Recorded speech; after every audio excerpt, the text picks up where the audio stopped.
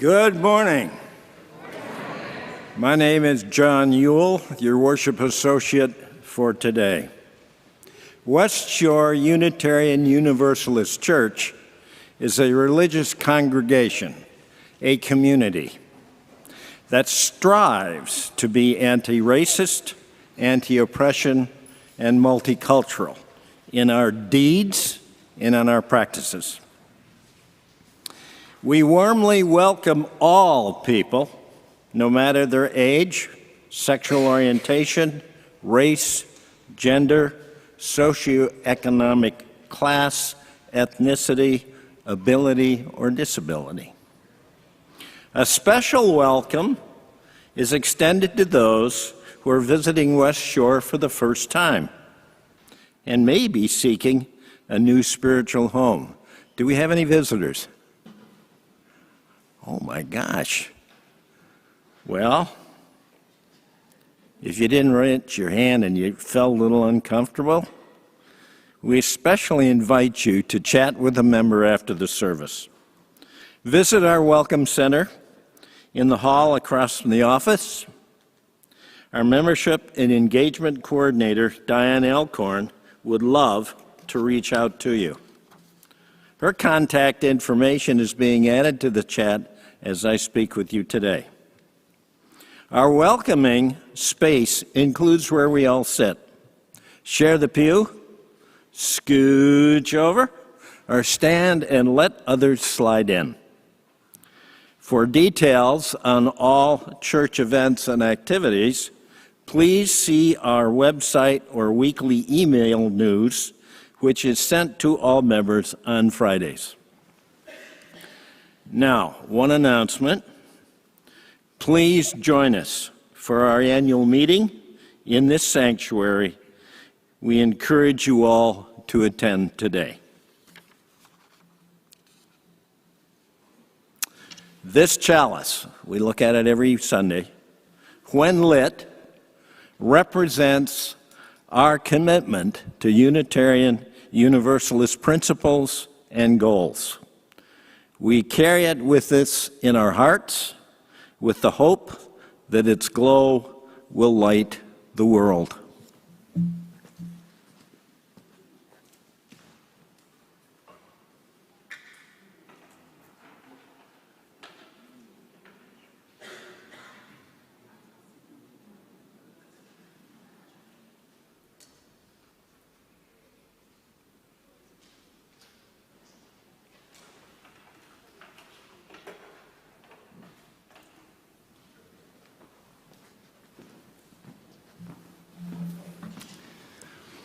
Let us now witness to the unity of our spirit by saying together our unison affirmation words.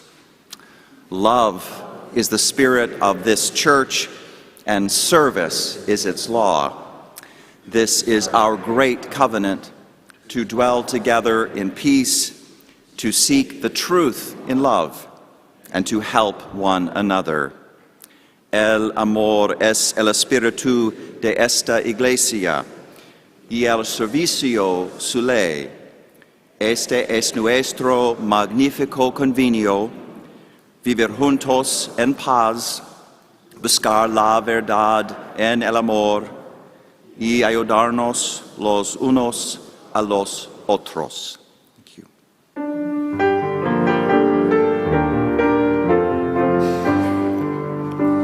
We come to this good morning, remembering the journey of freedom. The land we are on was once another's. We mourn the legacies of oppression. Healing is our way forward. Joy is the birthright of all. Let us now greet each other as feels mutually comfortable. If you like, you might include in your grieving a little wave at the folks at home. They'll be waving right back at you. Let's greet each other right now.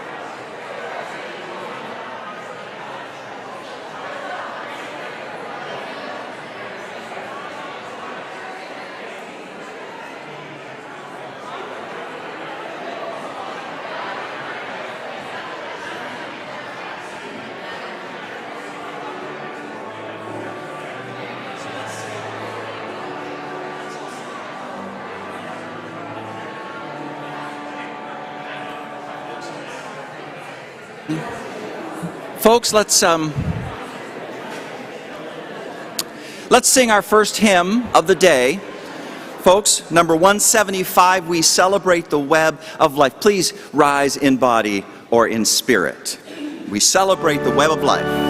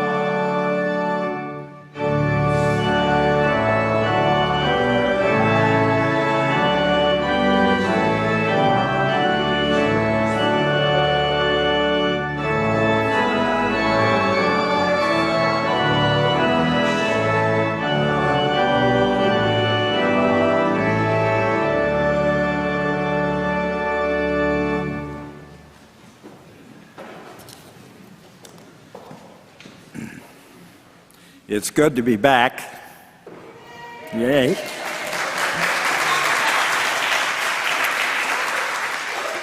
We're home. I have to take a moment and thank Reverend McCarr and this magnificent Worship Associates team. I Zoomed on Sundays. I waved. Jane waved. We all waved. I want to thank you, the team, for supporting me. You deserve an applause.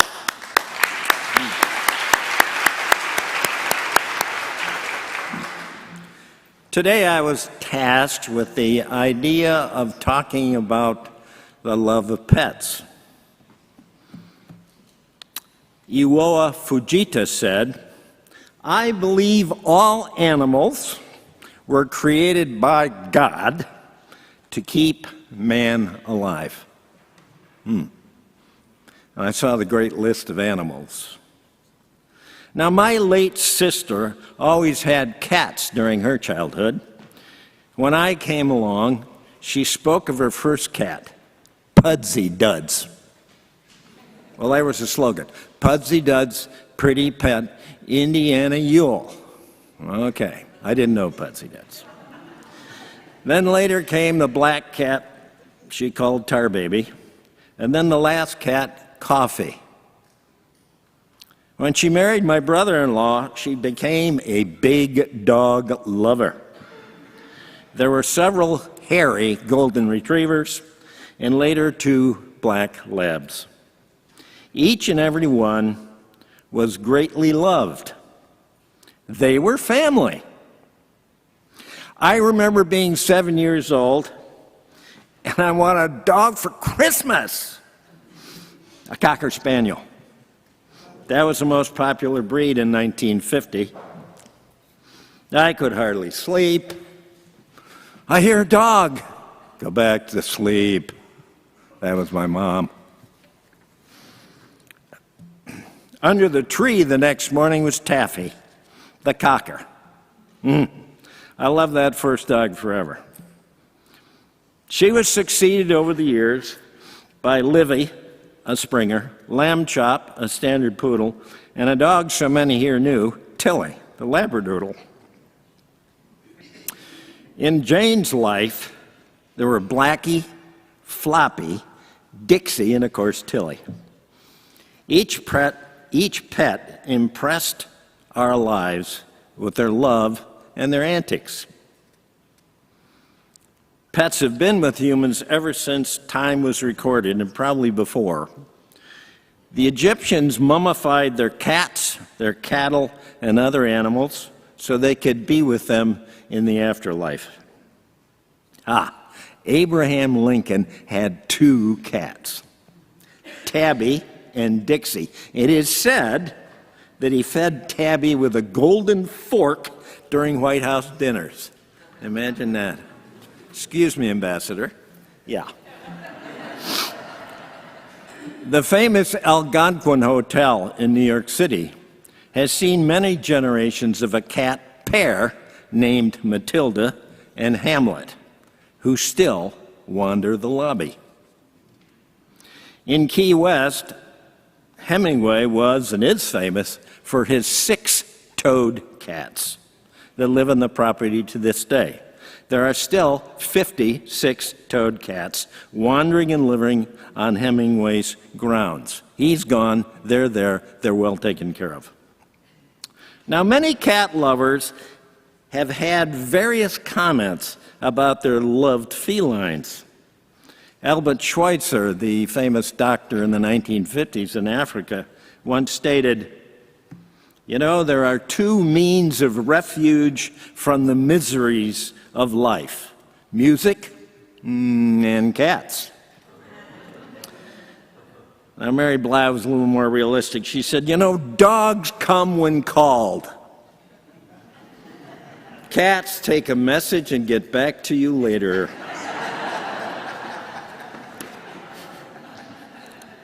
Another cat lover said, "You know, I love cats because I enjoy my home, and little by little, they become its invisible soul."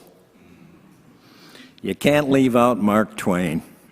You can all picture him in his white suit and his mustache and his cats. You know, if man could be crossed with a cat, it would improve the man.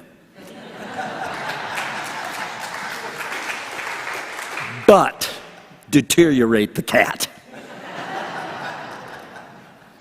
You know, one observer said, "Animals are sentient, intelligent, perceptive, funny, and entertaining. We owe them the duty of care as we do children. We love our animals and have special bonds with them. Evidence of this is found in the events that affect a little young girl, and are you ready, and her chicken." By the way, there's a video on this. Evidence of this is that here's the girl. Every day when the girl goes to catch the school bus, her pet chicken waits and frets and worries about her coming home. Waiting patiently, the chicken is thrilled upon the girl's return.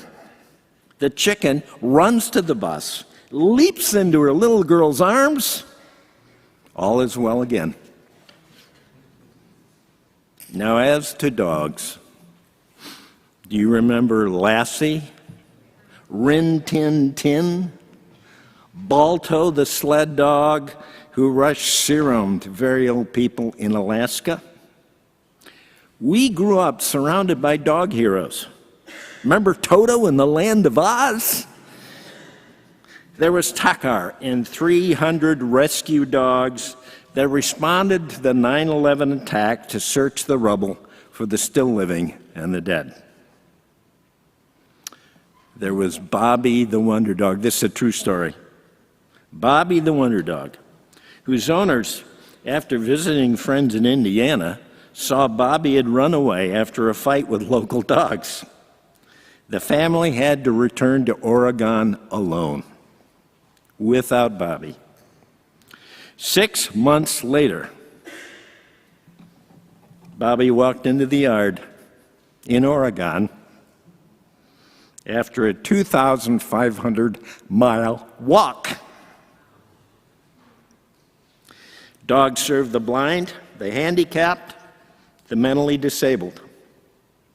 They serve in police forces, in the military, and in all these venues and others, they serve loyalty, love, unconditional faithfulness. Dogs and pets are always paying it forward. Now, the worst day in a pet owner's life comes when, after many years, the beloved pet leaves us. It is our memories of them and their life spark that sustains and comforts us. I close with this thought. Go home. Sit down with your pet. Have a conversation. Enjoy the light and warmth of that creature's unconditional love, loyalty, and presence. Perhaps, just perhaps, they are prophets among us, telling us to embrace our better selves as they do.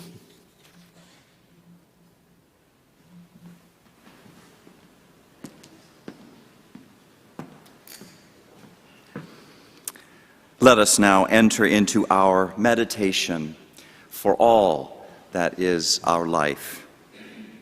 All are welcome to come forward, to share from the heart, to express a hope, a prayer, an intention, and doing this by placing a stone or through writing on a card. Know that what you write on a card will be held in confidence, and if you request a follow-up, I or one of the members of our pastoral care team will contact you.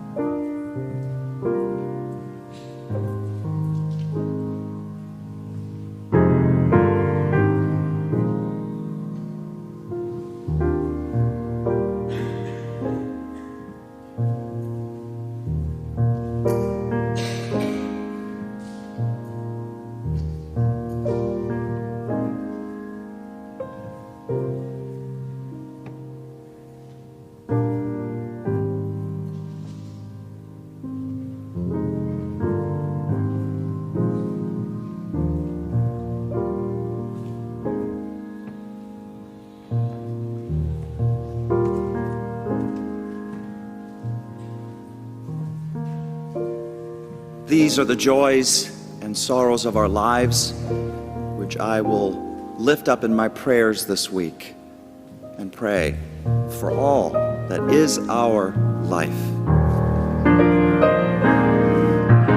For all that is our life, we sing our thanks and praise. For all life is a gift, which we are called to use to build the common good and make our own days glad.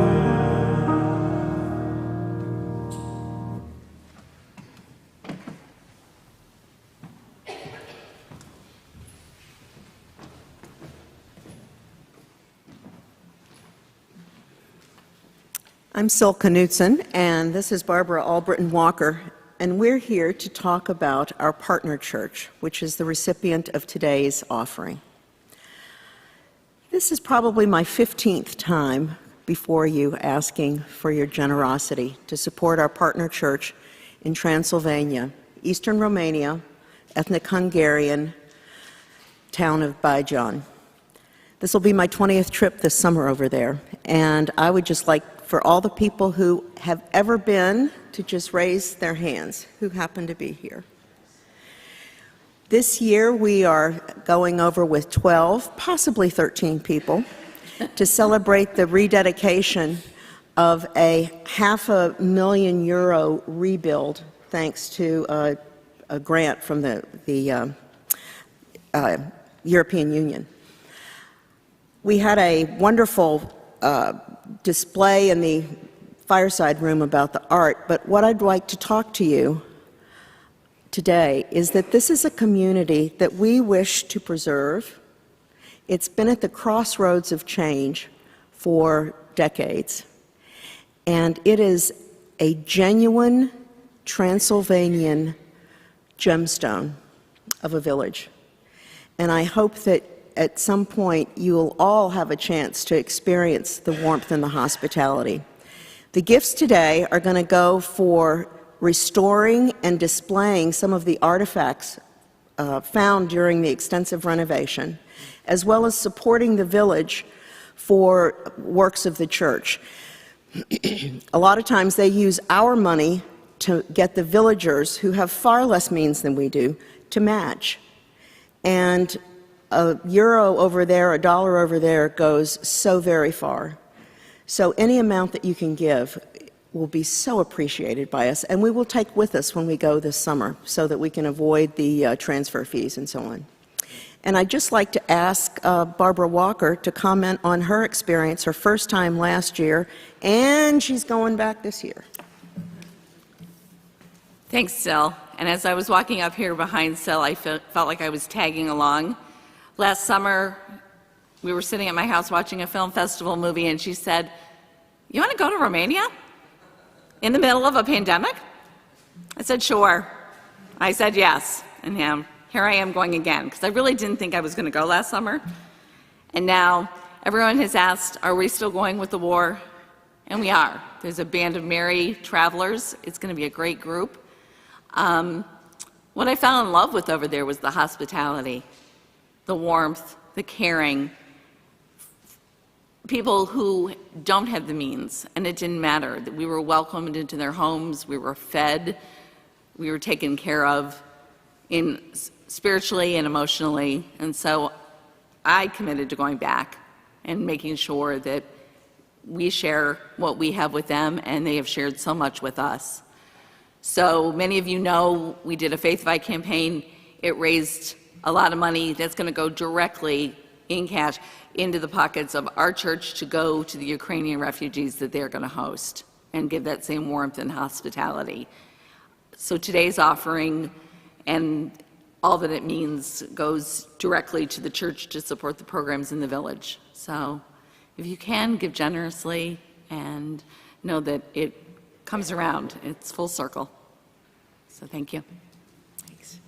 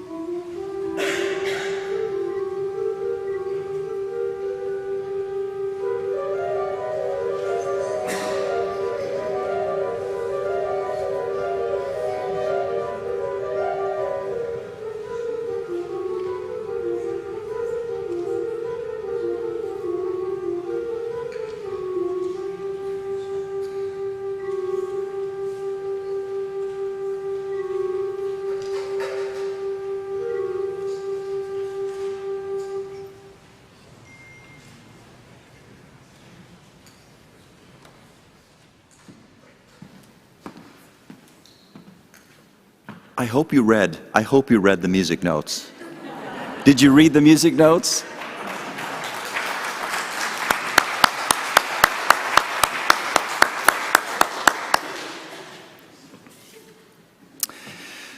To live in this world, says the incomparable Mary Oliver, you must be able to do three things: to love what is mortal, to hold it against your bones, knowing your own life depends on it, and when the time comes to let it go, you let it go.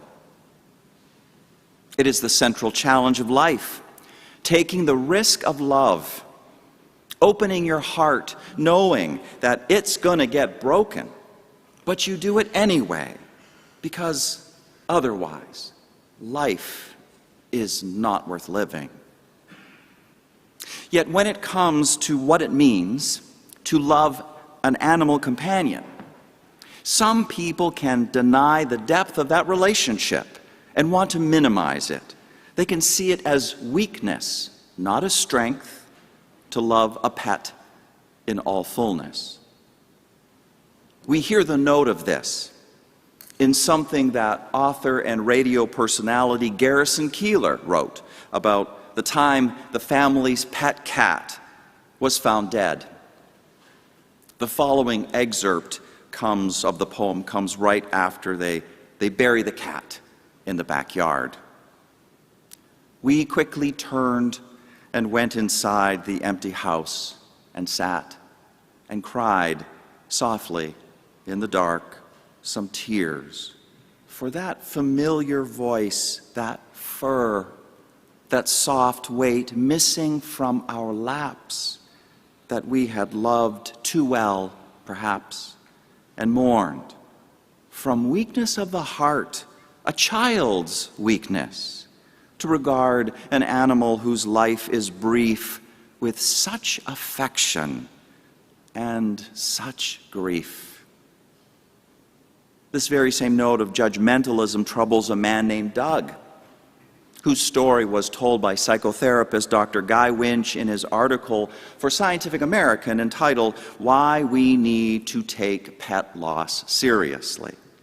Doug's dog was named Delia, and they had been together for 17 years. Speaking to his therapist, Doug said, "I knew it would be rough when Delia died, but I had no idea. I was a total wreck. I cried for days. I couldn't get any work done. And worst of all, I was too embarrassed about it to tell anyone. I spent days at work crying in private and muttering allergies when people were asking me about my puffy eyes." Side by side with Doug's intense grief was this indoctrination that it is weakness to love one's animal companions too well. Has a beloved animal companion of yours died, and you found yourself feeling the same embarrassment about how devastating that experience was for you?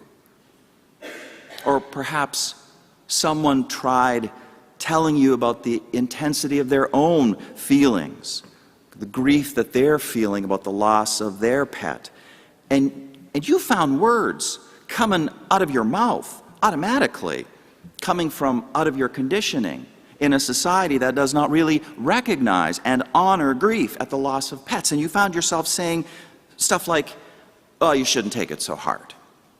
You'll get over it in a week, max." Aren't you over it yet? You're acting like a member of the family just died. If it's a child we're dealing with, often the unfortunate strategy is to build a wall of silence around the entire issue, to just not talk about it, or perhaps to create a distraction, maybe to immediately buy them a new pet, even though they may be completely unprepared to form a new bond. This social conditioning, which devalues grief over the loss of a pet, it is absolutely tone deaf to reality It is tone deaf to the special bond that forms between a human and an animal companion because of the daily rituals that are shared and the cumulative impact of that over time. It is tone deaf and unjustified. It is remarkably tone deaf to see, for example, the famous Holmes and Rahe stress scale that for 55 years now has been the gold standard health professionals draw on to estimate how much stress a person may be feeling as they're going through changes in their lives. Number one on that list of biggest stressors is the death of a spouse. Maybe you've heard about this stress scale. That's number one. Numbers 2, 3, and 4 are marital separation, imprisonment, and death of a close family member, respectively. But you will go down the entirety of that list. There's like 43 items. You'll go down that list of 43 stressful items, and you will find nothing about the death of a pet. Nothing. Nada. Zilch. As if there's no stress in that at all. Thus says the science. Well, I'm here this morning to say that the science needs to evolve. Society needs to evolve, to acknowledge the depths of our love for our animal companions, which can translate to incredibly intense grief when they are lost to us. We must stop feeling embarrassed about this. We must start honoring it in ourselves and in others. Start with a basic statistic. No less than 70% of U.S. households, or about 90.5 million families, have pets, according to the 2021-2022 National Pet Owners Survey. That is tens of millions of dogs, tens of millions of cats, untold millions of gerbils, rabbits, parrots, spiders, reptiles, horses, fishes swimming around their tanks, and yes, even flies buzzing around Dave Blazer. 70% of U.S. households. Clearly, love for pets is something that unites most Americans in a time where divisions grow increasingly deep and antagonistic. Pro-Democrat versus pro-Republican, pro-democracy versus pro-authoritarianism, pro-choice versus pro-life, pro-Black Lives Matter versus pro-replacement theory. All these sharp divides are just so disturbing, and it is getting too easy these days to demonize the folks that don't believe like you do. I do. I wonder how this incendiary situation of ours could be calmed down somewhat if we all just shared pictures of the pets we loved and tell a couple stories. And in this way, perhaps we could acknowledge the humanity that is in all of us, wherever we are on the political spectrum. Love for pets, it's truly special. So let's look again. Let's look again at the nature of the bond between humans and their animal companions, as if for the first time, in a spirit of openness and curiosity. As Garrison Keillor suggests, a pet's life is indeed brief, but must that briefness somehow undermine the quality of the love that is felt? Must that briefness be a reason to limit love, as if love is something that actually you can dole out in quantities, in carefully measured quantities, like in quarter cups and half cups and spoonfuls? Can you do that with love?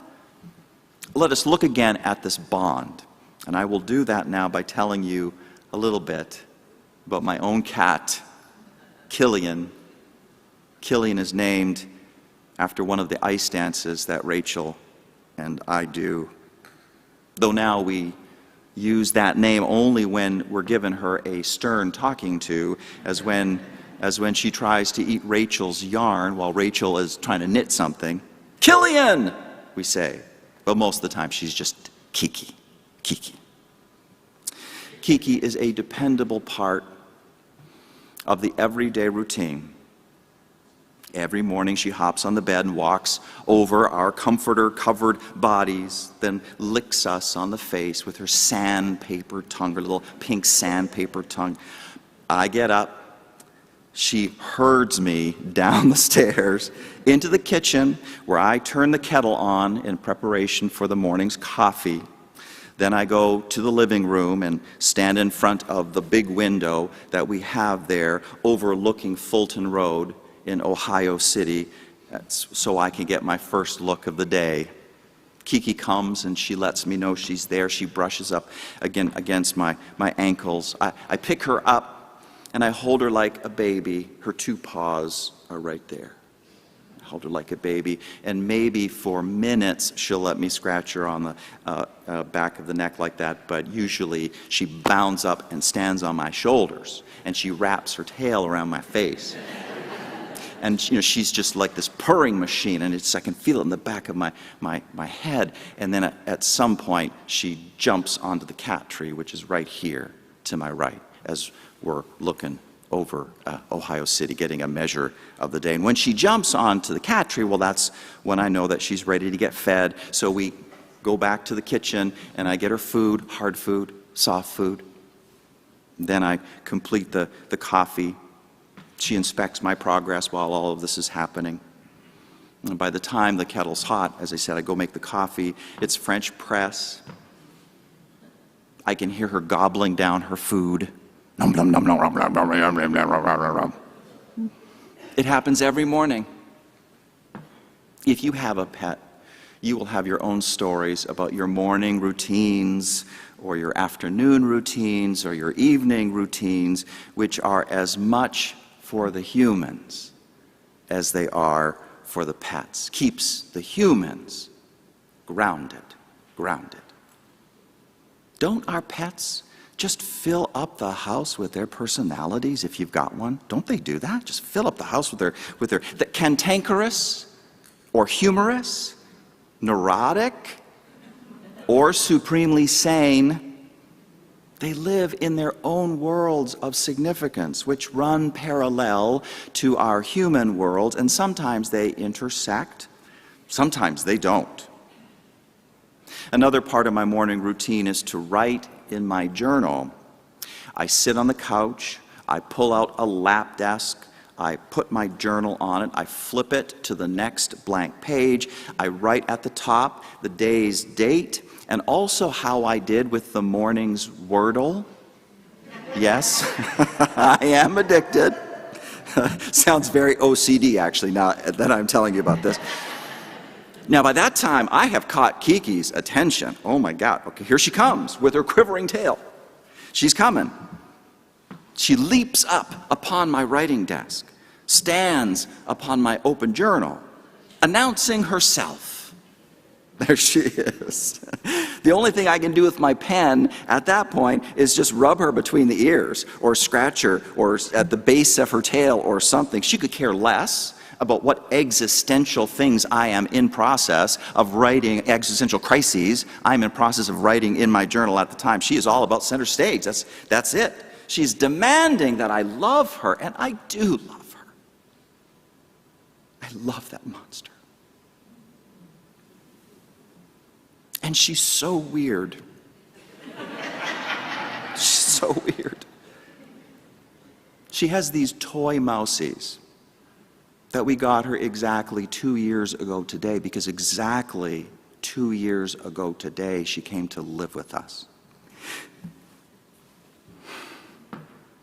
So by now these mousies are worn, the tails are all gone, but she only has eyes for them. She will ignore any new mousies we try to bring into the house because who cares about them? She's got a relationship with those old mousies, especially with her purple mousie. Oh, she's got this thing with her purple mousie. She talks to it in a language that sounds almost disciplinary. She hides the mousies, she finds them again, she sweeps them into closets, she reaches under the doors to retrieve them, she's always chirping at them, chattering at them, chiding them, instructing them. Are they her congregation? I don't know. knows? Who knows? But she fills the house with her personality. That is what pets do. They fill our lives. They give us the kind of affection that is in their nature to give. We are a religious community, and among other things, we lift up the joys and blessings of life, and here we go, blessing the animals, the soft weight of a furry pet on one's lap, or how a big dog might lean against your legs while you sit in a chair. For some people who feel misunderstood by everyone around them, a pet may be the only trusted friend they can confide in. And even if you do have trusted human friends, it can be, as poet W.H. Auden once wrote to his pet dog Rolfie. The poet says to his dog, "Your silence may be of more help than many two-legged comforters." The realities of everyday life with a pet are abundant. And what is for sure is that this abundance accumulates over time with incredible impact. Part of that is how a pet can provide unique opportunities for a relationship between people, a unique opportunity for that human relationship to become even richer than before. Call it love magnification. Love magnification. Pets can be love magnifiers. Rachel is so sweet to Kiki, and by doing so, I feel even more her love towards me. Rachel talks to Kiki and talks about Kiki, and I do it too, and it becomes a part of the fabric of our own human relationship together. Even Killian's very name, Killian, testifies to one of the things that Rachel and I most love to do together, our figure skating. And then there's Kiki talk, pet talk, that is silly talk, baby talk. Do you know what I'm talking about? Baby talk, oh yeah. You baby talk to your pet, or you talk to each other in the baby talk that you use to talk to your pet, right? Without Kiki, the opportunity to be vulnerable with another human being in one's silly sweetness, it goes away, and it's something to be sorely missed. We must not underestimate the fullness of the human bond with pets. Yet another cumulative impact over time takes the form of health benefits. The subjective quality of the bond that people feel with their animal companions translates into good medicine. Your dog, if you've got one, it will lead you into increased physical exercise because you're going to go on some walks, I guarantee you. Your fish, if you've got a fish, your fish will gift you with increased calmness. If you can put aside the smartphone for a moment and just be with your fish, just watch your fish swim around, lowers the blood pressure, decreased blood pressure, decreased cholesterol levels, decreased triglyceride levels, decreased feelings of loneliness, anxiety, and symptoms of PTSD, better cognitive function in older adults, and more opportunities to socialize. The impact of a pet on their humans is truly large. And then there's even this, a level of impact that is higher, or I should maybe say deeper, than anything I have mentioned so far. How? Through our animal companions, we touch nothing less than the sacred mystery of life and what it means to be alive. Have you ever witnessed an animal grieving the death of someone that they have bonded with? Have you ever seen that? An animal grieving the death of someone they have bonded with, either another human or an animal. Barbara J. King, a professor of anthropology at the College of William and Mary, wrote a book entitled How Animals Grieve, and she details how emotional intelligence goes deeper than the human, is something that many animals have in common. She writes, Wild elephants sometimes stand silently at the bodies of dead companions and later stroke their sun-bleached bones as if embracing a memory. Dolphin mothers may refuse to part with the bodies of their babies who die, forgoing food and tirelessly keeping their child buoyant in the water day after day. Jane Goodall famously reported that a chimpanzee juvenile, even though mature enough to feed on itself on its own, could not recover emotionally from the death of his mother and soon passed away. Barbara J. King's conclusion, after this huge study that she made, she says humans and animals are separated by how we think, but united in how we feel. What does it mean to be alive? It means a capacity to be moved by the reality of death. And this capacity to be moved does not just belong to humans. The animals in our lives teach us this. There are even times when our animal companions might teach us about what survives death. I want you to listen to this honest-to-God true story that one of my colleagues, Unitarian Universalist minister, the Reverend Gary Kowalski, tells in his excellent book entitled Goodbye Friend, Healing Wisdom for Anyone Who Has Ever Lost a Pet. The story centers on a dog named Ginger. Ginger was one of 14 dogs who had shared the home of Stephanie and her husband over the course of their 45-year-long marriage. That marriage ended suddenly with the husband experiencing a fatal heart attack. On that fateful day, Stephanie called 911, and soon the paramedics arrived. They raced into the bedroom to try to resuscitate Stephanie's husband. While all of this was happening, Stephanie was in the kitchen, down the hall, seated at a table with her son-in-law and a neighbor. The only dogs they had at the time were outside on the patio, behind a locked door, but they were in plain sight, right? While the medics tried to revive my husband, Stephanie told Reverend Kowalski, one of them yelled out 3 different times, asking us to remove the dog from the bedroom.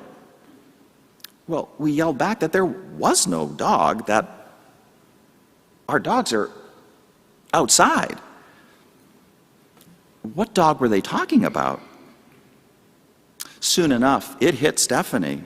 I realized, she says, that the dog they saw was my husband's beloved Ginger.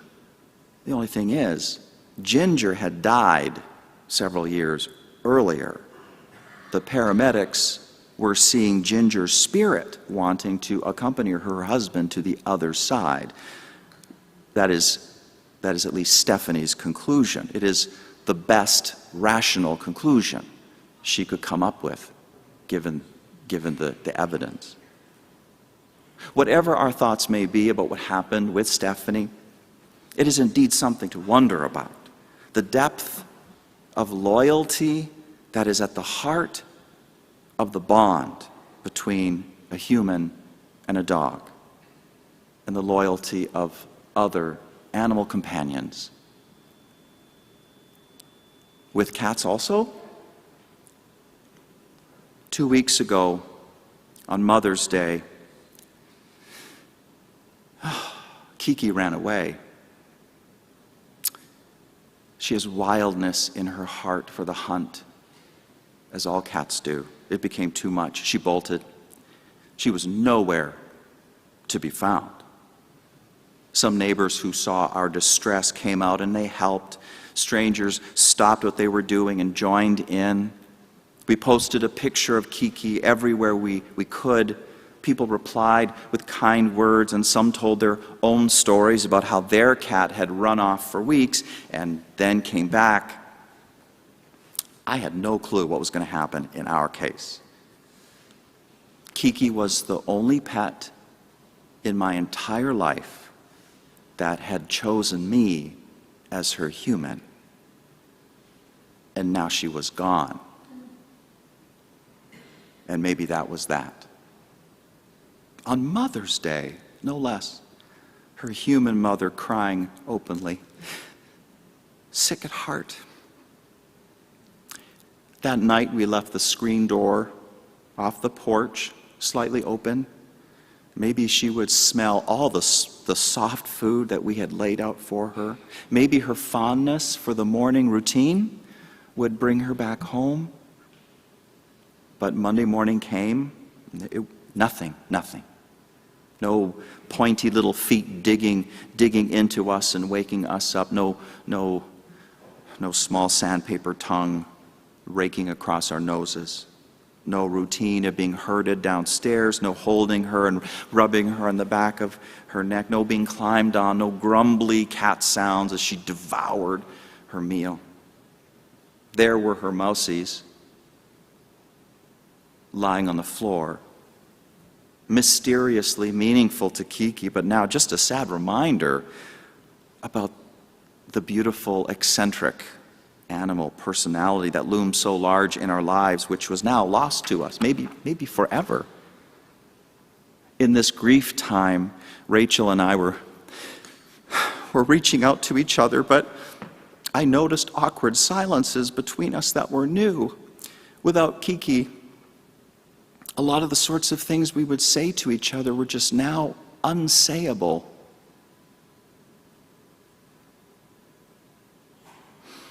That morning, I pulled out my writing desk and I started scribbling down my grief in my journal, and I wished with all my heart that Kiki was there to get in the way and just to say, "Love me."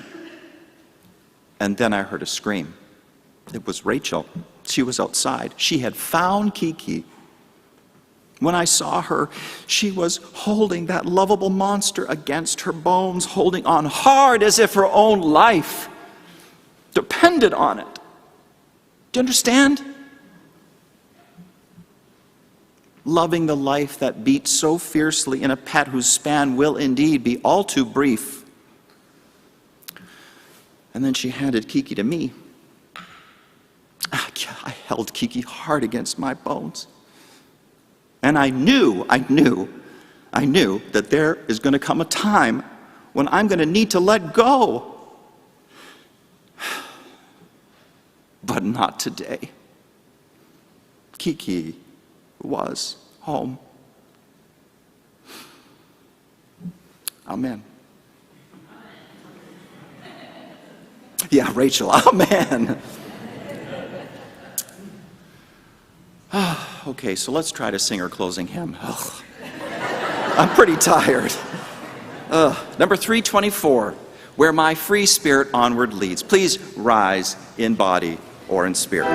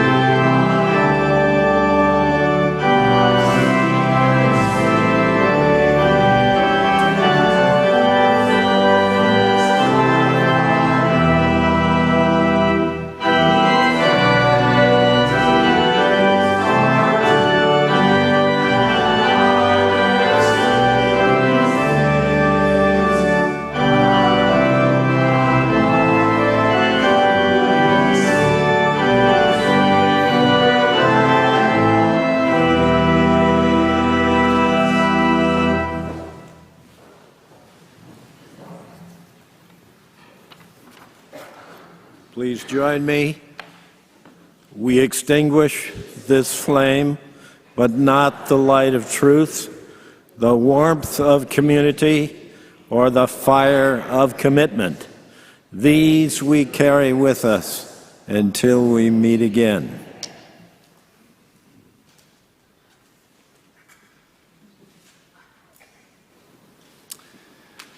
A reminder that West Shore's annual meeting will start at 11:45. Please stay for the business we want to conduct today.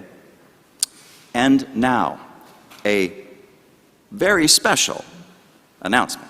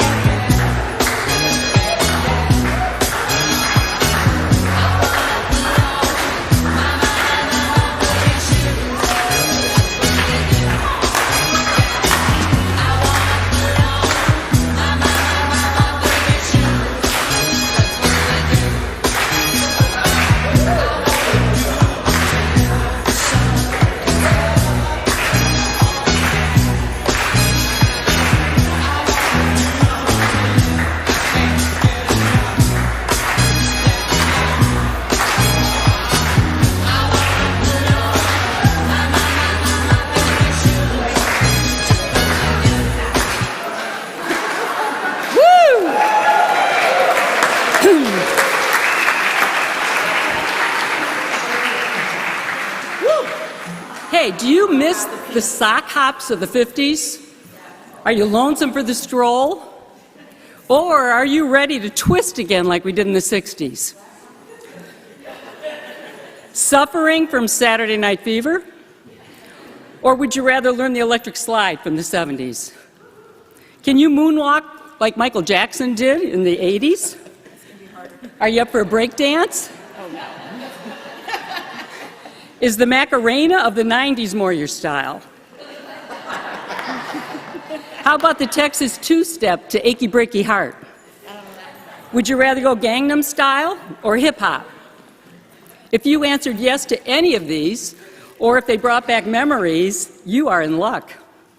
Join us Friday night, June 17th, from 6 to 9 in Baker Hall for salad, pizza, and the chance to dance to the music of Wild Man, Timmy Alcorn.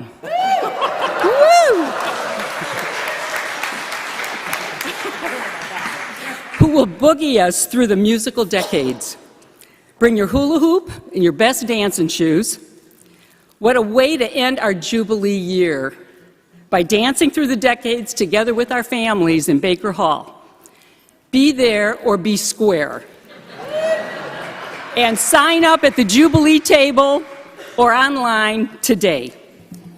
Hope to see everybody there. Put on your boogie shoes. And now West Shore, go in peace, but don't stray. Come back for the meeting. Amen.